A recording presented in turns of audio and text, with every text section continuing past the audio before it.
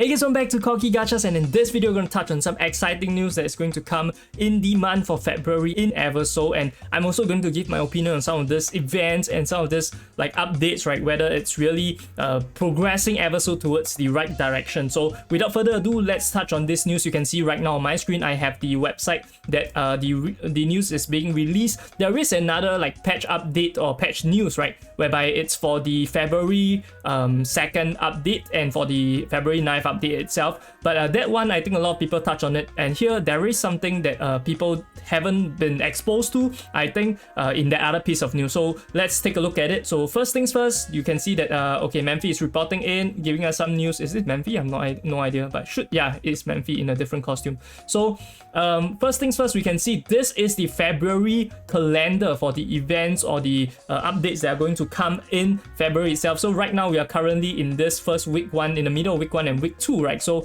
we are approaching the second week soon, and then what we are going to have is, firstly we're going to have the prim banner, right, and then we are going to have the Mika Siha banner, i.e. I'll call it the useless banner. So I don't really think there's a need for people to draw for it unless you really like all these units, but I wouldn't recommend. Okay, Velena is coming tomorrow. I know a lot of you are thinking of drawing for Velena. I haven't myself did a video touching on whether Velena is really useful, it's really worth your Everstones.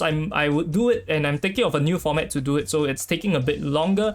But yeah, I do think on first look itself, Velena is good, not because of her kit, but because Undead team is as a whole very weak. So that's just a TLDR, right? For Honglan itself, I'm quite excited. I do think that her skill set might be more relevant, and Beast is also a very underused faction itself. So maybe this would really, like Velena, right, help the Beast faction out. And I know personally that I might be more excited for Honglan compared to Velena, but yeah, let's touch on this in a separate video. And now we have the Valentine's Day event. So it starts on February 9th, and this Valentine's Day event has already previously been leaked on a roadmap itself, which we can find on the Pritwin website. But there is something very concerning about this that I want to touch on. So here, this is the pickups, right? You can see the various dates, and later I'll link it in the description below. So if you really want to see it for yourself, go check it out. But I want to touch on mainly is the main event here, which is the Valentine's Day event. So you can see details, progress, protect pure love Valentine's during the event period, open event, Bonbon Chocolate Paradise, where you can enter daily during the event period. So we don't really know how many times you are going to get. I know a lot of people have been complaining that we are spending too much time clearing events, right? Because 5 times for the Chloe event is a bit excessive, especially when you're trying to hit that cap for the damage, and then you are trying to do it 5 times, and if you don't do it, you're going to lose out on rewards. So people feel kind of bad.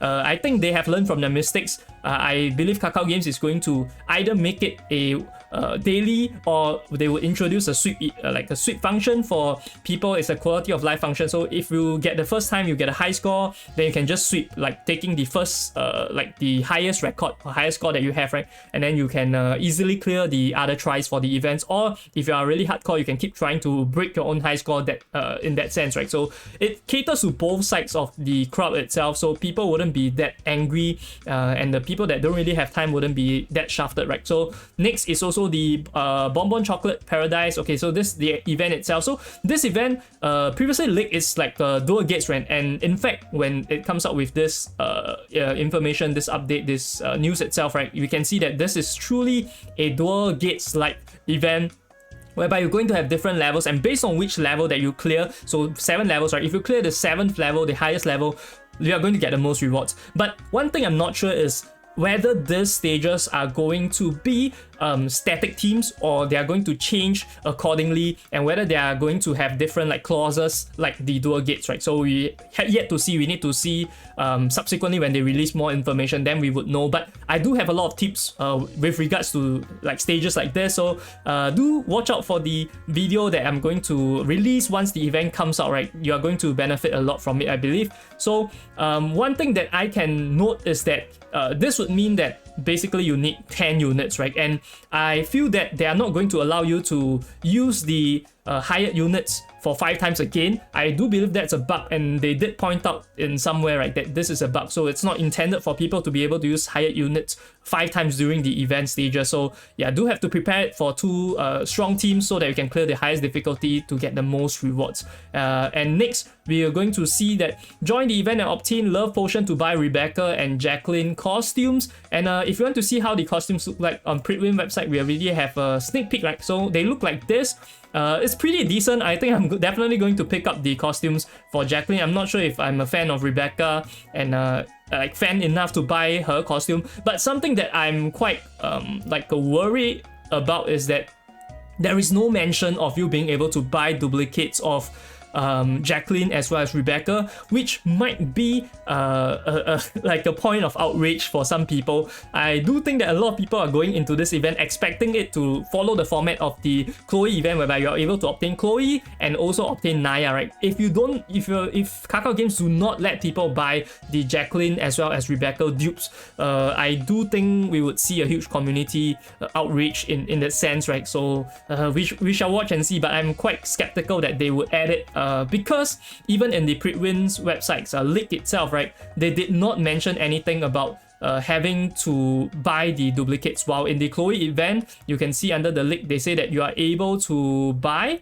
like a copy for free, you get a copy for free, and then the skins also obtained for free, and then you are also able to get more copies, right? So this one is really like quite sus lah. I'm not sure. I don't think they will make the mistake of not including the duplicates, but we shall see. So mainly there is also other things, right? Because Pritwin website also mentioned that we are going to go into the Friends town to clear Valentine team units. So instead of the normal monster, we get Valentine team monsters, and then we are going to get currency that way to buy the other stuff. But of course, main thing is that we still can get town special objects, which is very important for tile growth itself. And next, I want to touch on is the main story. So this one might, for a lot of people, might not be a big deal, but I do think that the story part of Eversoul is quite interesting. So if you are a fan of the story, good news, Chapter 4 is coming out in the main story, and I do believe that Chapter 4 should be quite clearable, or rather it should be available very soon, right? Because if I'm not wrong, if you have cleared up to Chapter 7, they already have Chapter 3 in main story, so should be Chapter 8 or Chapter 9, you should be able to access Chapter 4 of the main story. So very excited, and we, no spoilers, but we do know that some shit is going down, right?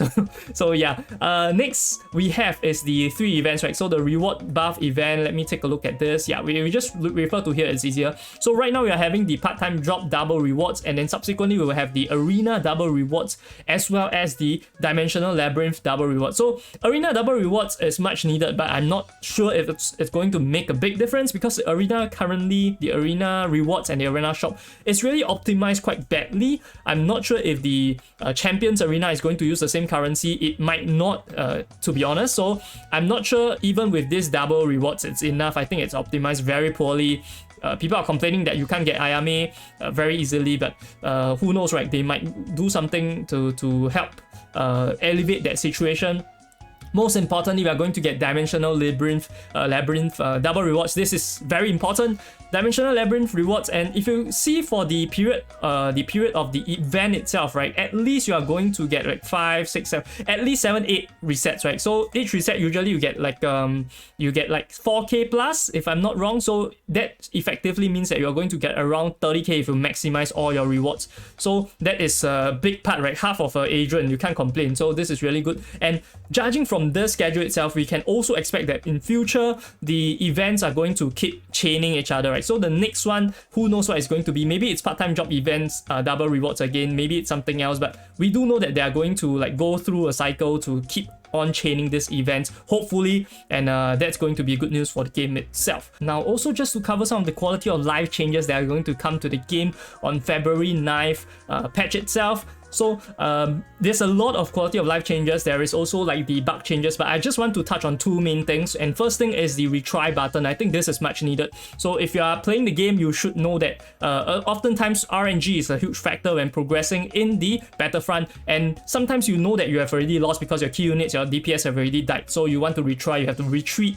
and then go back into the battle, and it takes roughly around 10 to 20 seconds, right, depending on how fast your game runs. So having a retry button, hopefully it will really elevate the problem, making progressing really much easier. And the second thing is that there is the max guild member count that will be updated. So how this is important is that if we were to now take a look at the guild members that you are able to get, right, it's substantially more at the lower tier levels, meaning you are able to progress through guild levels faster, or you're going to in other words get more guild resources buffs, right? Because you have more members generating the points that are required for guild progression. So this is a good thing for progression itself. I think these two things are quite massive. The rest of it is quite it's good, but things like the part where main character was being praised excessively in main story chapters 1 or 2 will be removed.